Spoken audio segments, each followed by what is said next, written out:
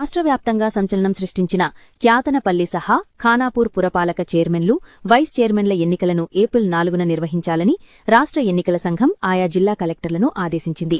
ఏవైనా కారణాలతో ఆ రోజు ఎన్నికలు జరగకుంటే మరుసటి రోజు పూర్తి చేయాలని స్పష్టం చేసింది. నిబంధనలకు అనుగుణంగా ఎన్నికల ప్రక్రియ నిర్వహించాలని సూచించింది. చైర్పర్సన్ ఎన్నిక తర్వాతే వైస్ చైర్పర్సన్ ఎన్నిక జరపాలని నిర్దేశించింది. ఈ మేరకు రాష్ట్ర ఎన్నికల సంఘం కమిషనర్ రాణి కుముదిని సోమవారం ఉత్తర్వులు జారీ చేశారు. రాష్ట్ర ఎన్నికల సంఘం ఫిబ్రవరి 16న అన్ని మున్సిపాలిటీల పాలకవర్గాల చైర్మన్, వైస్ చైర్మన్ల ఎన్నిక నిర్వహించింది. క్యాతనపల్లి, ఖానాపూర్లో కోరం లేక వాయిదా వేయాల్సి వచ్చింది. ఫిబ్రవరి 17న నిర్వహించిన క్యాతనపల్లి ఎన్నికల్లో భారాస, సిపిఐ కూటమితో పాటు కాంగ్రెస్ సభ్యుల మధ్య జరిగిన గొడవ ఉద్రిక్తతకు దారితీయటంతో ఎన్నిక మళ్లీ వాయిదా పడింది.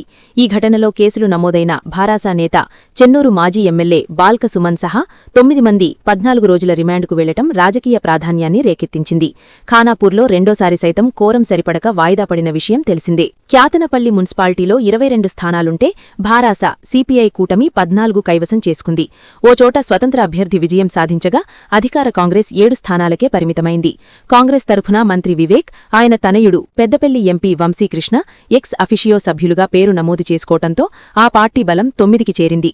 దీంతో ఏప్రిల్ 4న జరగనున్న ఎన్నిక ఎలా ఉంటుందనే దానిపై ఉత్కంఠ నెలకొంది. ఖానాపూర్ మున్సిపాలిటీలో మొత్తం 12 స్థానాలకు భాజపా, భారాస చెరో 4 చోట్ల విజయం సాధించాయి. ఓ చోట స్వతంత్ర అభ్యర్థి, మరో 3 చోట్ల కాంగ్రెస్ గెలిచింది. ఇక్కడ ఖానాపూర్ ఎమ్మెల్యే ఎక్స్ అఫిషియో సభ్యుడిగా పేరు నమోదు చేసుకోవటంతో కాంగ్రెస్ బలం 4కు చేరటంతో చైర్మన్, వైస్ చైర్మన్ పదవులను ఏ పార్టీ దక్కించుకుంటుందనేది కీలకంగా మారింది. ఎన్నికైన అభ్యర్థులకు ఏప్రిల్ 2న నోటీసులు జారీ చేసి ఏప్రిల్ 4న ఉదయం 11 గంటలకు ప్రత్యేక సమావేశం నిర్వహిస్తారు.